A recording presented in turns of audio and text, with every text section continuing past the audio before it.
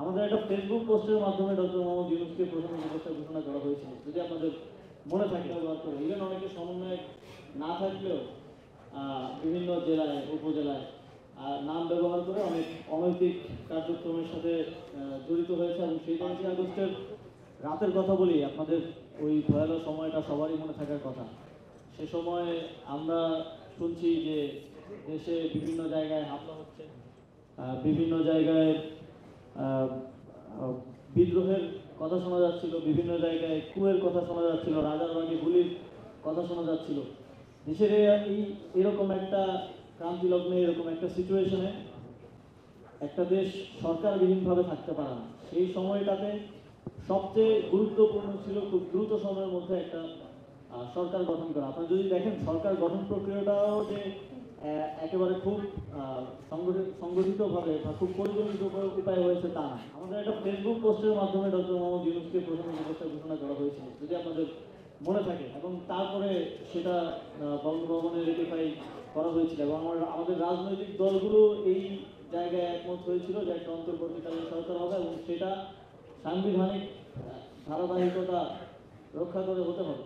এই সকল বাস্তবতা বিবেচনায় সেই সময়ের বাস্তবতায় যদি আমরা চিন্তা করি, তখন এটা ছাড়া আমাদের আসলে উপায় ছিল না। এবং আমরা যদি সরকারবিহীন এই দেশকে রাখতাম, আপনারা তখন এমনও খবর আমরা শুনেছি যে বিভিন্ন জায়গায় সীমান্তবর্তী এলাকায় সৈন্য সমাবেশও ঘটছে, বা এরকম গুজব কিংবা বাস্তব অনেক কিছুই হাজির ছিল। তো সেই বাস্তবতায় বাংলাদেশ যেন আরও খারাপ পরিস্থিতি কিংবা গৃহযুদ্ধের দিকে না যায়, সেটা নিশ্চিত করার জন্য এবং দেশের সার্বিক কার্যক্রম, আপনারা জানেন যে কোনো পুলিশ ছিল না। আমাদেরকে রাস্তার ট্রাফিক পর্যন্ত নিয়ন্ত্রণ করতে হয়েছে। ঢাকা শহরের মতো জায়গায় বিভিন্ন জায়গায় ডাকাত হচ্ছে।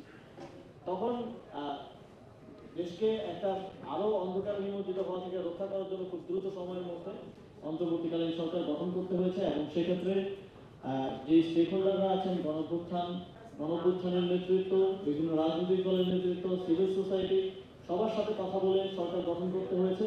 তখন আমাদের একটা ইচ্ছার জায়গা ছিল যে আমরা একটা অন্তর্বর্তীকালীন জাতীয় সরকার গঠন করবো, যেটা আরও শক্তিশালী এবং আরও অন্তর্ভুক্তিমূলক হবে। কিন্তু দুঃখজনকভাবে আমাদের প্রধান রাজনৈতিক দলগুলোর অনিচ্ছা এবং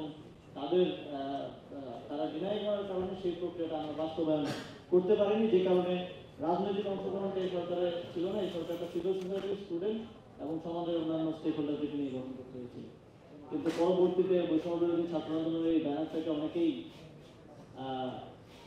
অ্যাবিউজ করেছে। এবং এই ব্যানারের নাম, আমরা তো সরকারে থাকার কারণে জানি যে বিভিন্ন জায়গায় ব্যানারের নাম ব্যবহার করে, ইভেন অনেকে সমন্বয় না থাকলেও বিভিন্ন জেলায় উপজেলায় নাম ব্যবহার করে অনেক অনৈতিক কার্যক্রমের সাথে জড়িত হয়েছে। এবং সেই জায়গায় কিন্তু বৈষম্যবিরোধী ছাত্র আন্দোলন যে সর্বশেষ সিদ্ধান্ত কমিটি স্থগিত করা, যাতে করে কেউ এই ব্যানারের নাম ব্যবহার না করতে পারে, সেই সিদ্ধান্তকে আমি সাধুবাদ জানাই। এবং সামনের দিনগুলোতে আমি ব্যক্তিগতভাবে চাইব, বৈষম্যবিরোধী ছাত্র আন্দোলনের একজন সাবেক সমন্বয়ক হিসেবে, যে বৈষম্যবিরোধী ছাত্র আন্দোলন জুলাই গণঅভ্যুত্থানের শহীদ এবং আহতদের যে আকাঙ্ক্ষা এবং জুলাই গণঅভ্যুত্থানের আকাঙ্ক্ষা বাস্তবায়নে কাজ করে যাবে। এবং গণঅভ্যুত্থানের সময় যেভাবে সেন্ট্রাল কানেক্টিং পয়েন্ট হিসেবে তারা এই গণঅভ্যুত্থানকে সফল করেছে, ভবিষ্যতের যাত্রায় তারা সেন্ট্রাল কানেক্টিং পয়েন্ট হিসেবে কাজ করে যাবে। এবং আজকের এই আয়োজনটা সেই ট্র্যাকে ফেরার ক্ষেত্রে বৈষম্যবিরোধী ছাত্র আন্দোলনকে সহযোগিতা করছে বলে আমি মনে করি, এবং এটার কন্টিনিউটি থাকবে বলে আমি প্রত্যাশা রাখি।